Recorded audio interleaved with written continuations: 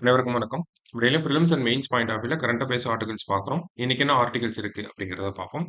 முதல்ல பார்த்தோம்னா, நிலச்சரிவு தடுப்பில் பலனளிக்கும் ராக்போல்ட் தொழில்நுட்பம் அப்படின்னு சொல்லி குடுத்திருக்காங்க.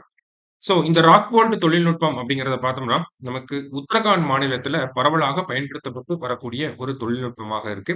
எதற்கான தொழில்நுட்பம் அப்படின்னு பார்த்தோம்னா, நிலச்சரிவுகளிலிருந்து காப்பாத்துறதுக்கான ஒரு தொழில்நுட்பமாக இருக்கு. ஓகேங்களா? குறிப்பா உத்தரகாண்ட் மாநிலம் அப்படின்னு பார்க்கிறப்ப, சார்தம் யாத்ரிகள் அப்படிங்கிறவங்க பெரிய சிரமத்துக்கு உள்ளாகுறாங்க இந்த நிலச்சரிவுகள்னால. சார்தம் அப்படின்னா, கங்கோத்ரி, யமுனோத்ரி, கேதார்நாத், பத்ரிநாத் இந்த இடங்களுக்கு போயிட்டு வரவங்கள தான் நம்ம சார்தம் யாத்ரிகள் அப்படின்னு நம்ம சொல்றோம். சார்தம்னாலே அதுதான். கங்கோத்ரி, யமுனோத்ரி, கேதார்நாத் மற்றும் பத்ரிநாத். ஸோ இந்த இடத்துக்கு போயிட்டு வரவங்களுக்கு நெறைய நிலச்சரிவுகள் ஏற்படுது.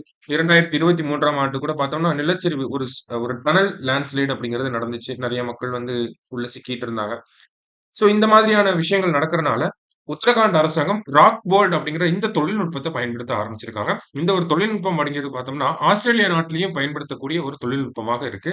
நிலச்சரிவுகள தடுப்பதில 90% பயனுள்ளதாக இருக்கிறதாகவும் நமக்கு சொல்லியிருக்காங்க. ஓகேங்களா?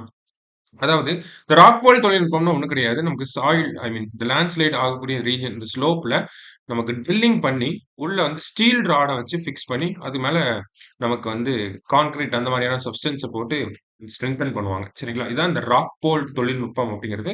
ஸோ இந்த தொழில்நுட்பம் பார்த்தோம்னா, நமக்கு ரொம்ப பயனுள்ளதாக இருக்கிற மாரி சொல்லியிருக்கிறாங்க. 90% அதனுடைய எஃபிஷியன்சி இருக்கிறதாகவும் நமக்கு சொல்லியிருக்காங்க. தமிழ்நாட்டுல பார்த்தோம்னா, நமக்கு இதே மாரி சிமிலரான ஒரு தொழில்நுட்பம். அது பேர் வந்து சாயில் நெய்லிங்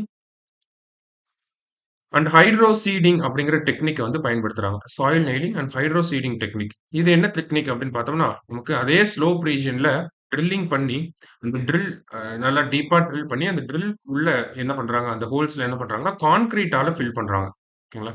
ஸோ இப்படி கான்கிரீட்டால ஃபில் பண்றது மூலியமா, இந்த நிலம் சரியாம இருக்கும். அதே மாரி மேல இருக்கக்கூடிய சர்ஃபேஸ் சரியாம இருக்கிறதுக்கு என்ன பண்றாங்க அப்படின்னா, ஹைட்ரோ சீடிங் அப்படிங்கிறத பயன்படுத்துறாங்க. ஹைட்ரோ சீடிங் அப்படின்னா, இது வந்து ஒரு மிக்ஸ்சர் ஓகேங்களா? என்ன மிக்ஸ்சர் அப்படின்னு பார்த்தோம்னா, நமக்கு fertilisers, bio fertilisers, bio seeds, grass இதெல்லாம் இருக்கக்கூடிய ஒரு மிக்ஸ்சர் தான். ஸோ இந்த மிக்ஸ்சர அப்படியே வந்து ஸ்ப்ரெட் பண்ணி இதுக்கு நம்ப ஒரு 2 மாசம், 3 மாசம் வந்து இத பராமரிச்சோம் அப்படின்னா, மேல ஃபுல்லா கிராஸா வந்துரும் நமக்கு. ஓகேங்களா? ஸோ தட் நமக்கு சர்ஃபேஸ்ல இருக்கக்கூடிய மண்ணும் சரியாது, அடியில இருக்கக்கூடிய மண்ணும் கான்கிரீட் இருக்கனால திடமாக இருக்கும். சரிங்களா? இந்த ஒரு டெக்னிக்க பயன்படுத்துறது யாரு அப்படின்னு பார்த்தோம்னா, தமிழ்நாடு அரசாங்கம் நம்மளுடைய மலைப் பிரதேசங்கள்ல இத பயன்படுத்திட்டு இருக்காங்க. அடுத்ததா பார்த்தோம்னா, டிசம்பர் 21 சர்வதேச தியான தினம். இந்தியாவின் முன்மொழிவை ஏற்றது ஐநா அப்படின்னு சொல்லி குடுத்திருக்காங்க. அதாவது டிசம்பர் 21 சர்வதேச அளவுல தியான தினமாக கொண்டாட அனுசரிக்க ஐரோப்பிய நாடான லிechtenstein அப்படிங்கிற ஒரு நாடு நமக்கு ஒரு தீர்மானத்த ஐநா சபையில கொண்டு வந்திருந்துச்சு. இந்த தீர்மானத்துக்கு பார்த்தோம்னா, இந்தியா அந்த தீர்மானத்துக்கு ஆதரவு தெரிவிச்சிருந்தாங்க. இந்தியா மட்டுமல்ல, இலங்கை, வங்காளதேசம், நேபாளம், மெக்சிகோ, பல்கேரியா இந்த மாரி பல நாடுகள் வந்து இந்த ஒரு தீர்மானத்துக்கு வந்து ஆதரவு தெரிவிச்சிருந்தாங்க. சரிங்களா?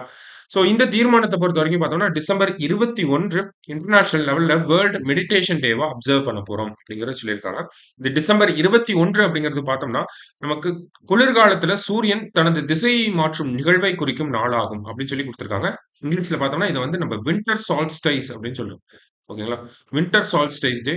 இதுவே நமக்கு சிமிலரா பார்த்தோம்னா, ஜூன் 21 அப்படிங்கிறது சம்மர் சால்ஸ்டைஸ் டேவா இருக்கும் இல்லையா? ஸோ இந்த சம்மர் சால்ஸ்டைஸ் அப்படிங்கிறது பார்த்தோம்னா, நமக்கு ஜூன் 21 இந்த ஜூன் 21 நம்ம என்னவா அனுசரிக்கிறோம்?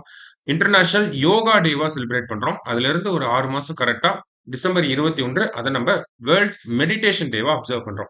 இந்தியாவோட பாரம்பரியத்திலும் பார்த்தோம்னா, இந்த டிசம்பர் 21 அப்படிங்கிறது ஒரு முக்கியமான நாளாக இருக்கு. என்ன காரணம் அப்படின்னு பார்த்தோம்னா, உத்தராயன் அப்படிங்கிற ஆண்டினுடைய தொடக்க நாளாக இருக்கிறது தான் இந்த டிசம்பர் 21. இந்த நாள்ல நம்ம தியானம் செஞ்சோம் அப்படின்னா, அது ரொம்ப தியானத்துக்குன்னு சிறந்த உகந்த நாளாக இருக்கு அப்படிங்கிறதையும் சொல்லியிருக்கிறாங்க. சரியா? கடைசியா பார்த்தோம் அப்படின்னா, நமக்கு ஐஎன்எஸ் துர்சுல் அப்படின்னு சொல்லி குடுத்திருக்காங்க. இந்திய கடற்படையை பொறுத்தவரைக்கும் பார்த்தோம்னா, தல்வார், தேக், கிர்விக் போன்ற போர்க்கப்பல்கள் வந்து பயன்பாட்டுல இருக்கு. இதுல இந்த கிர்விக் 3 அப்படிங்கிற போர்க்கப்பல பார்த்தோம்னா, நம்ம ரஷ்யா கிட்ட குடுத்து, அத வந்து மேம்படுத்துறதுக்கான விஷயங்கள ரஷ்யாவோட நம்ம ஒப்பந்தம் மேற்கொண்டிருந்தோம். 2016ஆம் ஆண்டுல. ஓகேங்களா? ஸோ ஒரு சில காலதாமதம் ஏற்பட்டது. இப்ப பார்த்தோம்னா, இந்த அப்கிரேடேஷன் அப்படிங்கிறது நமக்கு முடிஞ்சிருச்சு. இந்த கிர்விக் 3 அப்படிங்கிறதுக்கு பதிலா பேர் மாற்றப்பட்டு, துசுல் அப்படின்னு சொல்லி பேர் வச்சிருக்காங்க. ஐஎன்எஸ் துசுல். ஓகேங்களா? ஸோ இந்த ஐஎன்எஸ் துசுல் அப்படிங்கிற இந்த போர்க்கப்பல நாளைக்கு நம்மளுடைய பாதுகாப்புத்துறை அமைச்சர் ராஜ்நாத் சிங் அவர்கள் இந்தியாவுக்கு ஒப்படைக்க போறாரு. அறிமுகம் செய்ய போறாரு. சரிங்களா? ஸோ ரஷ்யாவுல இருக்கக்கூடிய ஜேஎஸ்சி ரோசோபோரன் அப்படிங்கிற இவங்க தான் வந்து நமக்கு உங்களோட தான் நமக்கு வந்து அந்த ஒப்பந்தம் அப்படிங்கிறது கையெழுத்தா இருந்துச்சு. இந்த கப்பலுடைய சிறப்பம்சங்கள் அப்படின்னு பார்த்தோம்னா, கிட்டத்தட்ட 125 மீட்டர் நீளம் கொண்டதாக இருக்க போகுது.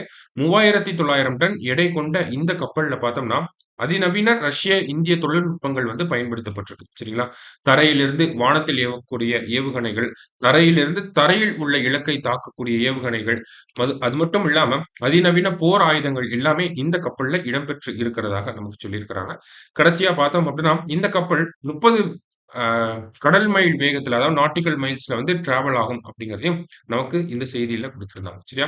ஸோ ஐஎன்எஸ் துர்சல் இத யாரோட உதவியின் பேரால நம்ம இத வந்து மேம்படுத்தி இருக்கோம் அப்படின்னு பார்த்தோம்னா, ரஷ்யாவின் உதவியின் பேரால நம்ம மேம்படுத்தி இருக்கோம். அதை தெரிஞ்சுக்கணும். சரியா?